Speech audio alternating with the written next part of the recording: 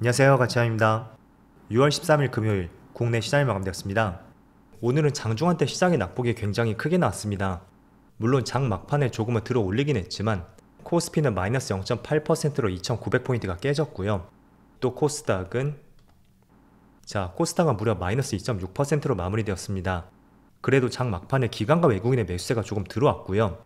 그 때문에 코스피, 코스닥 모두 낙폭을 조금은 줄이지 않았나, 이렇게 볼 수가 있습니다.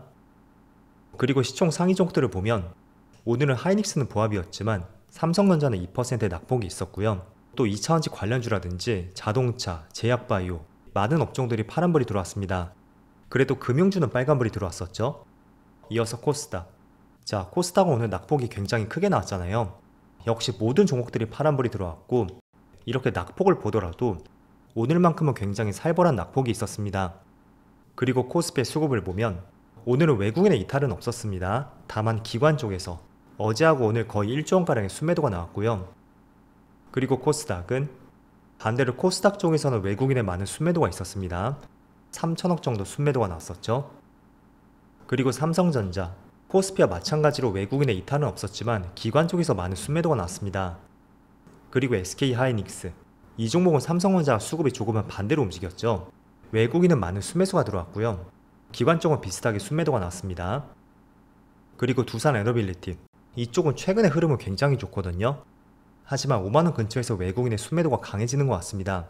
최근에 1000억 이상의 순매도가 나온 사례가 2번이나 있고, 그 전에는 또 800억, 확실히 3, 4만원 구간보다는 외국인의 물량이 조금씩 나오는 것 같습니다. 그리고 하나에어로스페이스, 이 종목도 오늘은 외국인의 많은 순매도가 나왔었네요. 그럼 이어서 주체별 매매 동향에 대해서 살펴보도록 하겠습니다. 6월 13일 외국인이 가장 많이 매수한 종목은 SK하이닉스, 현대차, 기아, HD현대비포, 한화, 이렇게 순서대로 매수했고, 제가 봤을 때는 자동차하고 조선주 이쪽이 상위권을 차지한 것 같습니다. 그리고 기관은 하나오션, LRG넥스원, 한국항공우주, 한정기술, 유한양행, 이렇게 순서대로 매수했습니다. 이어서 해외 증시로 보겠습니다. 오늘은 국내 증시가 조금은 빠지고 있는데, 그렇다고 전날 미국 증시의 흐름은 나쁘지 않았습니다. 나스닥은 플러스 0.2%로 마무리되었고, S&P 500은 0.3%, 다우지수도 0.2%의 빨간불이 들어왔습니다. 그리고 반도체도 비슷하게 상승이 나왔고요. 그런데 미국의 정규장이 끝나고 나서 이스라엘이 이란의 핵시설을 타격했다는 뉴스가 나왔고, 그 때문에 국내 증시가 크게 빠지고 있는 하나의 이유가 되고 있습니다. 그래서 지금 나스닥 선물지수를 봐도 마이너스 1.8%로 급락하고 있고요. 그렇다 보니 지금의 시장 흐름을 혼란스럽게 보는 분들이 많을 겁니다. 하지만 저는 지금의 조정은 굉장히 건전한 조정이라고 생각이 되고, 또 아무래도 새벽에 중동발 전쟁 리스크가 조금은 커졌잖아요. 이란의 핵시설이 타격을 받았다는 뉴스도 있고, 또 이란의 사령관이 사망했다는 뉴스도 나왔습니다. 그래서 그런 뉴스만 봤을 때는 어쨌든 조금은 확정 가능성이 있다고 생각이 됩니다. 그런데 지금 여러분들이 지금 해야 되는 것은, 오늘 어찌 본다면 조금은 새로운 뉴스가 나왔잖아요. 그 뉴스를 자의적으로 해석하지 않으셨으면 좋겠습니다. 즉 오늘 하루의 조정으로 끝날 것이다, 또는 전쟁이 확전되지 않을 것이다, 이런 생각이라든지 반대로 크게 확전이 될 것이다, 지금 현재 일어나지도 않은 상황에 대해서 너무 자의적으로 해석하지 않으셨으면 좋겠습니다.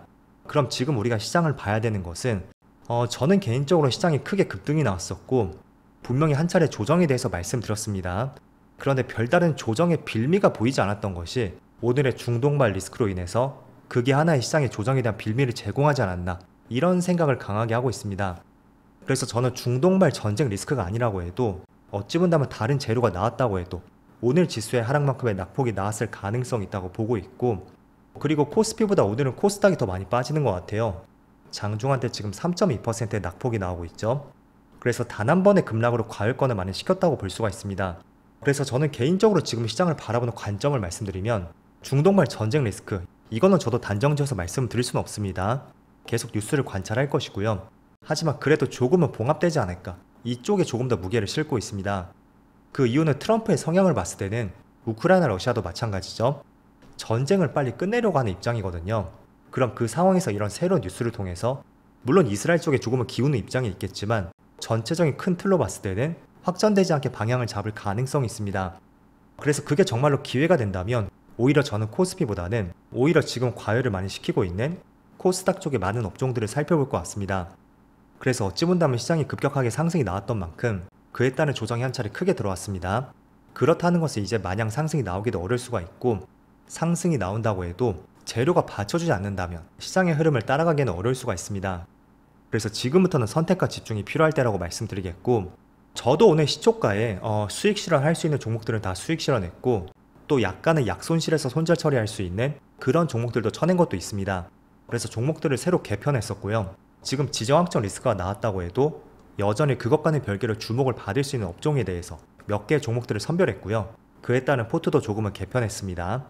그래서 지금 여러분들도 시장이 크게 급락이 나온 위치에서 개인적으로 포트 조정이라든지 또는 종목들을 조금은 압축해보는 것도 저는 좋은 전략이 될 수 있다는 말씀 드리겠습니다. 그리고 오늘 급락에 대해서 시장이 어떤 방향을 보여줄지 거기에 대한 저의 생각도 짧게 덧붙여서 말씀드렸습니다. 물론 저의 생각이 틀릴 수도 있고요. 또 제 생각이 틀린다면 저도 전략을 수정할 것이니까 너무 지금의 생각을 뭐 일주일 뒤에, 한 달 뒤에 그대로 유지한다는 것은 저는 오히려 이게 더 주식에 대해서 손실을 볼 수 있는 방법이라고 보고 있습니다. 그래서 항상 전략을 세우되 내 생각과 다르게 움직일 때는 단순하게 전략들을 수정하시면 됩니다. 하지만 우리가 주식을 투자할 때 많이 오해하는 것 중에 하나가 처음에 했던 생각이 나중에 그대로 맞아떨어지면서 높은 수익을 봤을 때 주식을 투자하는 분들이 이런 부분에 많이 집중을 하는 것 같습니다. 물론 이렇게 맞아떨어진다면 굉장히 기쁠 수도 있는데 저는 오히려 이렇게 해서 수익을 보게 된다면 이게 나중에는 다른 종목에 대해서는 고집과 아집으로 변할 수가 있고 크게 손실을 볼 수 있는 주된 이유가 될 수 있다고 생각이 됩니다. 그래서 항상 나의 생각은 변할 수 있고 그 변하는 과정에서는 내 선택도 유동적으로 바뀌어야 된다. 반드시 이런 말씀 드리겠습니다. 그래서 오늘은 코스피 코스닥이 모두 급락이 나오고 있지만 저는 정말로 건전한 조정이라고 생각이 되고 이렇게 급락장에서 업종에 대한 생각이라든지 또는 기관 외국인의 매수세가 이탈되지 않았다면 저는 오히려 강력하게 매수해 볼 수 있는 좋은 기회가 될 수 있다는 말씀도 드리겠습니다. 하지만 전쟁 리스크에 대해서는 우리가 뭐 빨리 끝날 것이다 또는 확전될 것이다 이렇게 자의적으로 해석하지 않으셨으면 좋겠습니다. 자, 그럼 조정장에서 제가 시장을 좋게 보던 업종에 대해서 몇 개 말씀을 드려보겠습니다. 일단은 첫 번째로 남북 경협주예요. 어제 남북 경협주가 한 차례 크게 급등이 났었고 또 그에 따라서 추가적인 뉴스가 계속 나오고 있습니다. 정부에서 남북대화 채널을 빠르게 복구할 것이라는 뉴스도 있었고 그에 따라 남북 경협주는 기대를 해볼 수 있는 굉장히 중요한 위치에 왔다고 생각이 됩니다. 개인적으로 재료도 이렇게 해석하고 있습니다. 짧은 기간 소외를 받은 것보다 오랜 기간 소외되었던 업종이 있다면 두 개 업종에 같이 주목을 받는다고 보겠습니다. 그러면 주가의 상승에 대해서는 후자 쪽이 더 강하게 올라갈 수가 있다. 저는 그렇게 판단하고 있습니다. 그래서 남북 경협주는 사실상 거의 7년 만인가요? 2018년 이후로 거의 주목을 받았던 적이 없었던 것 같아요. 그래서 새로운 업종으로서 한번 관심을 가져보시고요. 그리고 스테이블 코인 관련주 이쪽도 정부 정책 기대감이 있습니다. 그래서 대표적으로 카카오 그룹주라든지 또는 다날, 갤럭시아 머니트리 이런 종목들이 포함이 될 수가 있습니다. 자, 그리고 카카오 그룹주 같은 경우에는 이것도 남북 경협주와 비슷하게 볼 수가 있습니다. 고점을 형성했던 것이 21년인가요? 그때 고점을 찍고 나서 거의 4년 동안 주가가 내렸습니다. 그리고 4년 만에 지금 주목을 받는 시점이죠. 그렇다는 것은 한 달 만에 주목을 받는 업종보다도 올라갈 때 힘이 더 폭발적으로 발생이 될 수가 있다는 거죠. 그리고 정치적인 부분으로 해석해 본다면 우리가 플랫폼 기업은 네이버하고 카카오, 굵직하게 이 두 개의 기업을 떠올릴 수가 있습니다. 그런데 뭐 이게 눈으로 드러난 것은 아니지만 주식을 투자하는 사람들의 입장에서 봤을 때 네이버는 약간 보수 성향이 짙은 기업이라면 카카오는 약간은 진보 성향을 띠는 기업으로 보고 있습니다. 물론 그게 눈으로 드러난 것은 아니지만 사실상 투자하는 입장에서는 그렇게 보고 있잖아요. 그런데 카카오에서는 이재명 정부에서 새롭게 투자 소식이 나왔고 이런 여러가지 복합적인 부분을 봤을 때도 올해 하반기에는 조금은 기대감을 가져볼 수 있는 그런 시점이 올 수도 있다는 생각을 하고 있습니다. 그래서 남북 경협주, 그리고 스테이블코인 관련주, 또 방산이라든지 조선, 원전 이쪽은 뭐 하반기에도 필수적으로 관심을 가져야 되겠죠. 그리고 또 뭐가 있을까요? 유르기판도 한번 관심을 가져볼 수가 있고 아직까지는 반도체 쪽은 HBM 쪽, 하이닉스를 중심으로 관심을 가져보는 것이 필요할 것 같습니다. 삼성전자는 어제 말씀드렸습니다. 하방 지지라인은 확실하게 보이는 것 같은데 상승을 하기 위해서는 아직까지는 그에 따른 재료와 모멘텀이 조금은 부족하지 않나 이런 생각을 갖고 있고 그리고는 전쟁 리스크로 석유 관련주가 크게 급등이 나왔습니다.